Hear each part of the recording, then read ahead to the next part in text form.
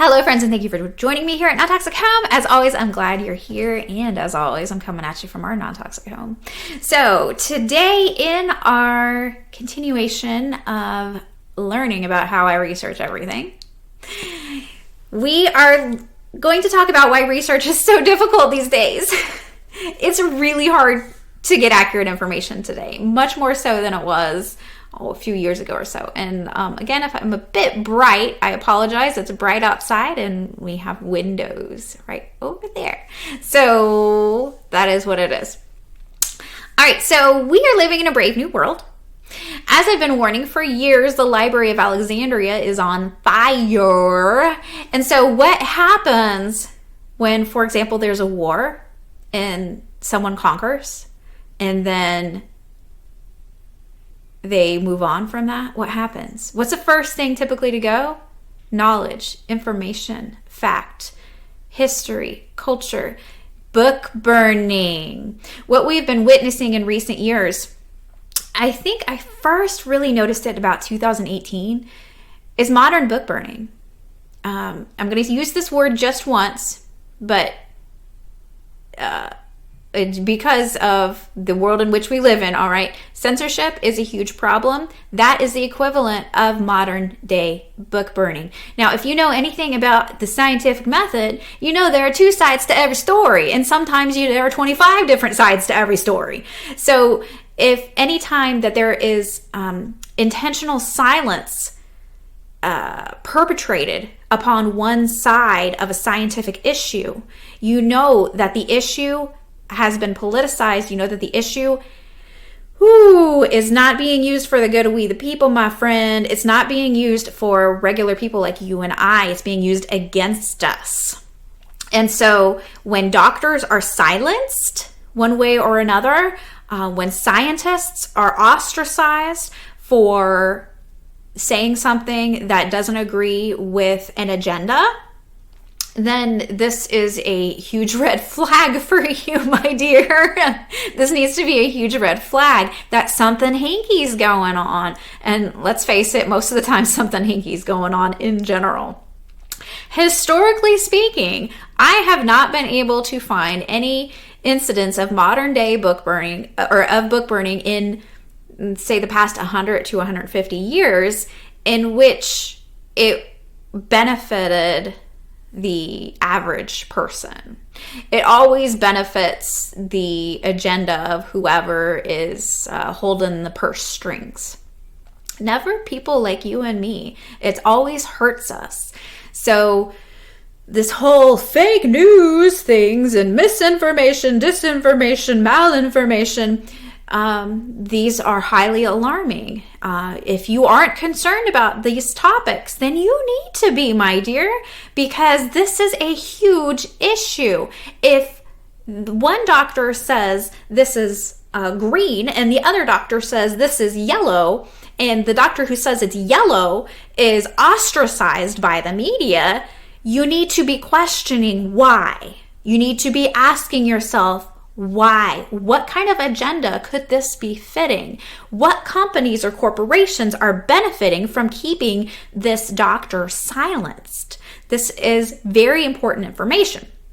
So because we live in this brave new world in which this is the norm, where scientists and doctors who don't disagree or who disagree with a narrative are ostracized in various manners.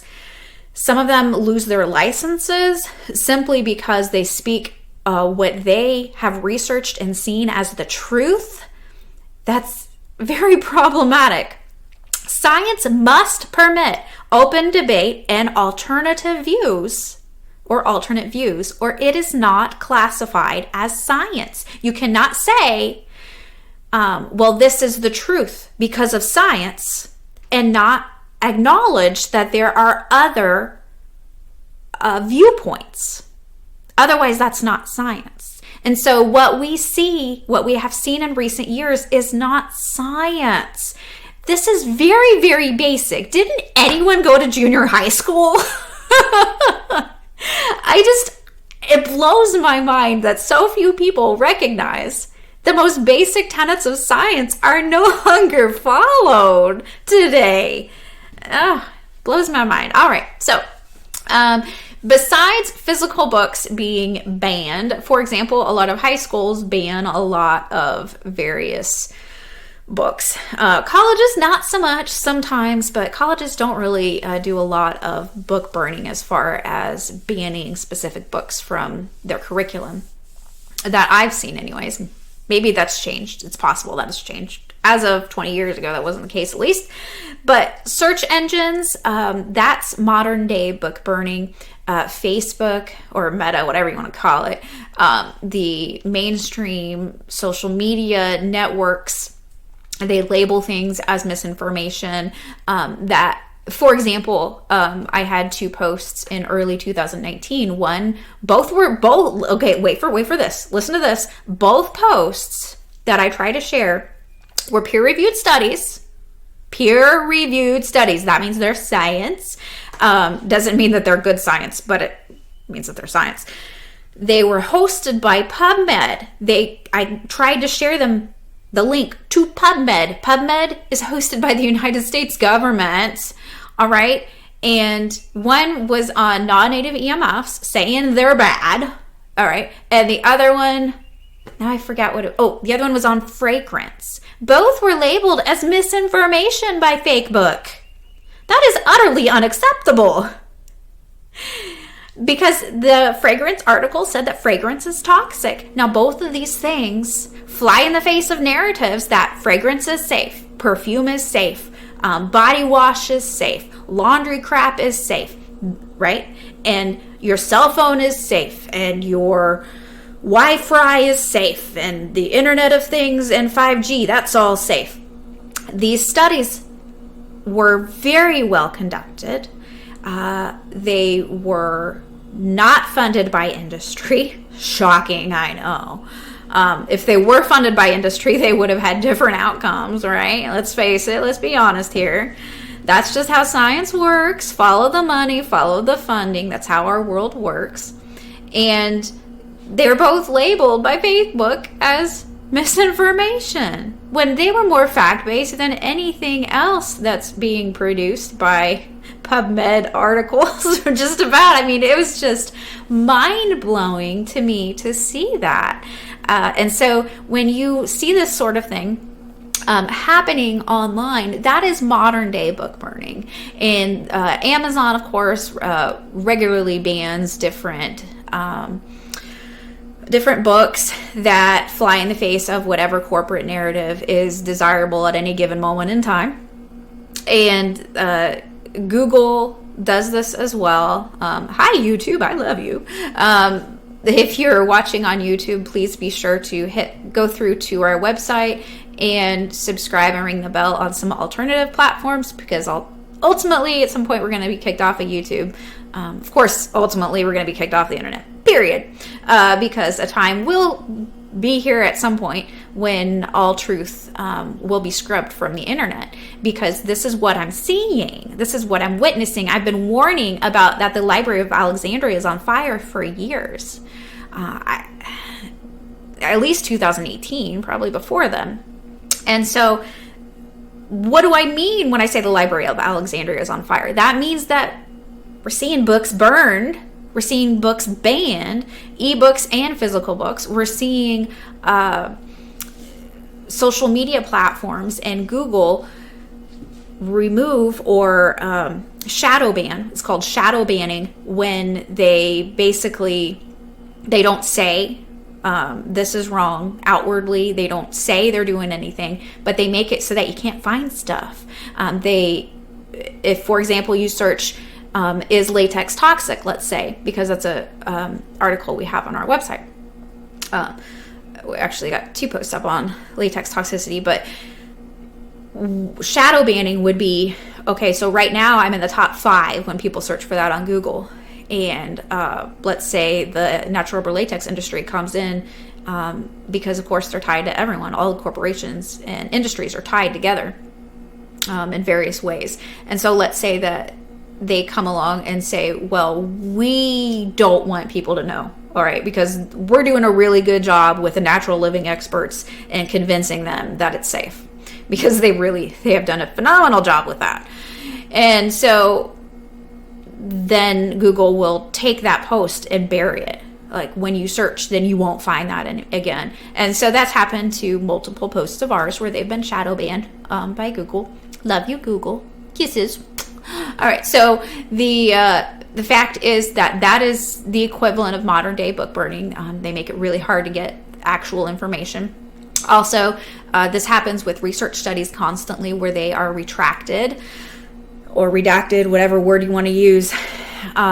Typically they're retracted and you can't find them anymore. And sometimes you can go to archive.org and put in the original link to the article and access it, but sometimes you can't.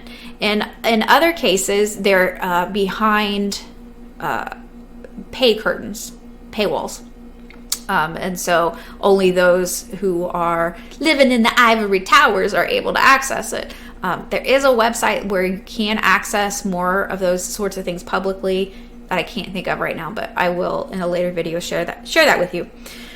So search engines do this. Actually had this problem on DuckDuckGo as well. It's not just with the mainstream search engines. There are some public domain research banks such as PubMed, Google Scholar, PubChem. I don't know if PubChem is around anymore. PubChem used to be a great source of information on chemicals, and I know that the last time I looked, it said that they were shutting it down. So I don't know if that's still around anymore. But PubMed and Google Scholar both will obfuscate. For example, if you search for a natural epinephrine alternatives, which there are many, that you can go to our website and find that information, by the way, because we got a video and a corresponding article on it. But if you now, this year, right now, when you're listening to this, go search that on Google Scholar and PubMed, you're not going to get a lot of relevant results typically. And if you do, there are generally going to be studies funded by the industry that say these natural options are death and toxic, or just that they don't work. Typically, it just says they don't work. Whereas, say 4 years ago, 2018 or so, if you had done the same search on Google Scholar and PubMed, you would have had all sorts of research, typically out of Eastern countries, such as Russia and China. And there's so much wonderful research that on these topics that has come out from those countries. And of course, we hate Russia and China these days. And but the fact is that these were very well controlled studies, impeccable science. I mean, actual science. And those studies, of course, have been scrubbed. You can't find them anymore. You can't find the meta-analyses anymore. They don't exist online.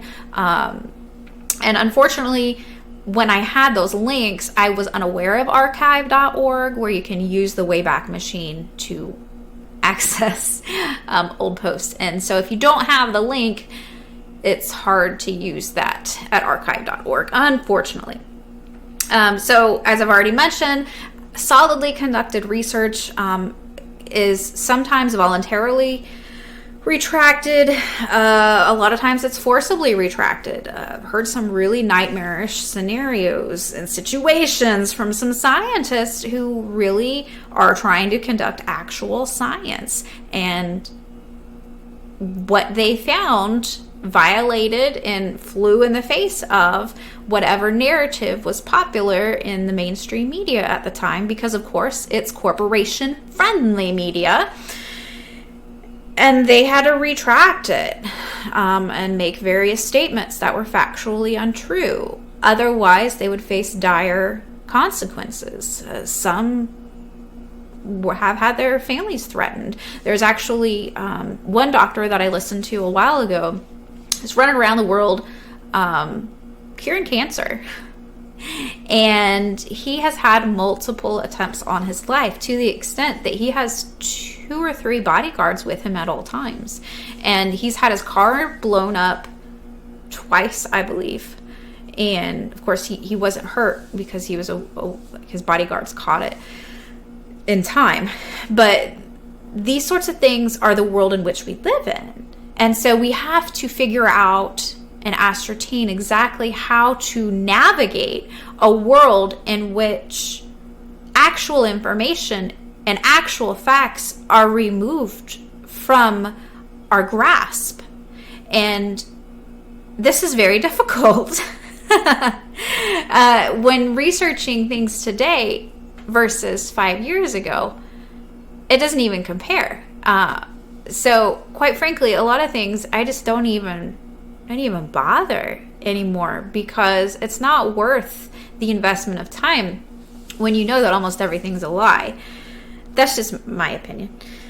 So there's also another reason why it's difficult to do research today is that full disclosure does sometimes happen from acronym agencies in the government, such as the CDC. For example, the truth about viral isolation for one specific issue as to whether they had a virus or not was disclosed on page 40-something in a document from the CDC. Wait, so you're doing all of these things, but you don't have the thing that you're doing it for? How does that work? Oops, sorry, I just hit my chair. How does that even work? It doesn't work. And so these things are hidden from us. And so one of the ways some people are getting around it is just relying on some people who do a lot of research and look behind the narratives about a lot of things and listen to them. But is that wise? Okay, so this can get you on the right track sometimes. Sometimes it won't get you on the right track. Sometimes it will lead you even further astray. And the reason why I say this is because the same problems that are inherent in the mainstream media impact alternative media as well. And so I've actually unsubscribed from everybody just about, because there are many movements that are clearly controlled opposition. And an example of this is, let's say there's a very popular guy that speaks the opposite of what the narrative says a lot of times. And so he finds various articles and such and then spouts off about them. And he says, well, this legislation is up in California and this is what the legislation says. When in reality, if you actually go to the legislation and look at the source, you'll find that not only is the legislation not saying what he says, it's 15 years old. And it died. Like it was never passed. And so there's a kernel of truth in what he's saying, but he's really just lying to your face, just like everybody else, just like the news media. And so he's really just controlled opposition, or he's just wants your Benjamins, because a lot of these people who do these sorts of things capitalize on your fear. And so they'll say, well, there's this new scary disease that's going around, and here are the natural things that you need to take. Oh, and by the way, it's going to cost you $250. Or they'll say, here, there's famine, fear.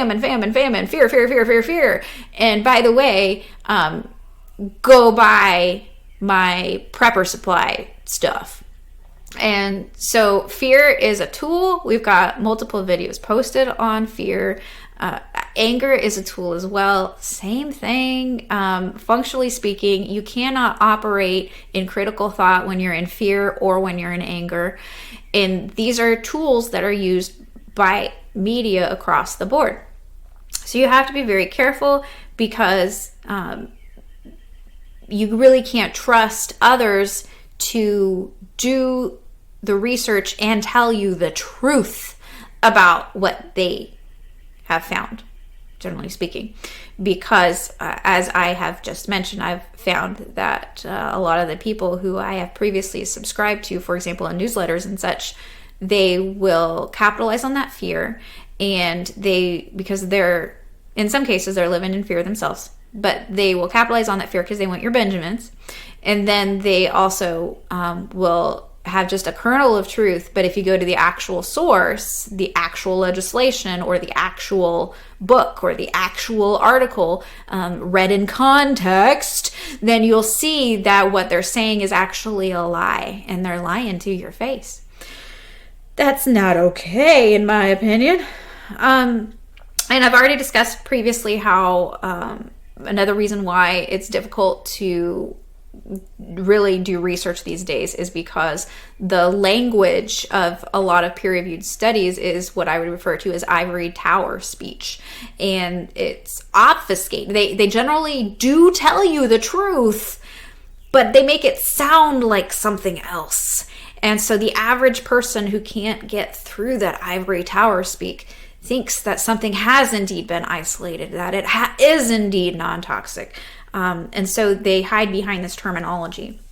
I do have a video posted about it's called "Why Aren't People Talking About This?" If you go to our website and search "Why Aren't People Talking About This?" It's a couple years old or so. I was asking, well, why aren't people talking about this problem with the scientific method? That science isn't scientific. Why is that? Well, for one, a lot of people are ignorant. A lot of people don't know about science, which I will be working on sharing with you and educating you on that with that information for free, of course.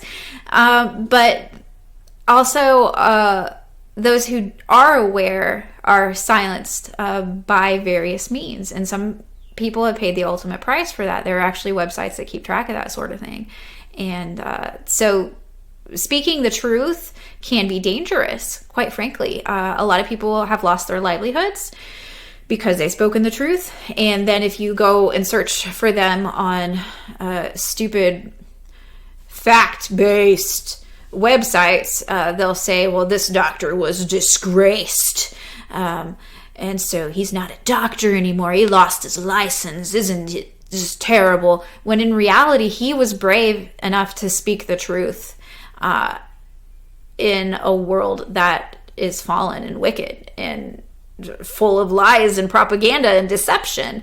So you have to really have discernment in who you listen to. You have to carefully consider who you listen to because it doesn't matter if it's Fox News, it doesn't matter if it's ABC News, it doesn't matter if it's some alternative news source, because in general, all that people want is money, rather than simply sharing the facts and the truth, because most people don't have a love for the truth. Hopefully, since you're here, you do have a love for the truth, and I'm very glad you're here. I hope this has helped you some in understanding why research today is so difficult.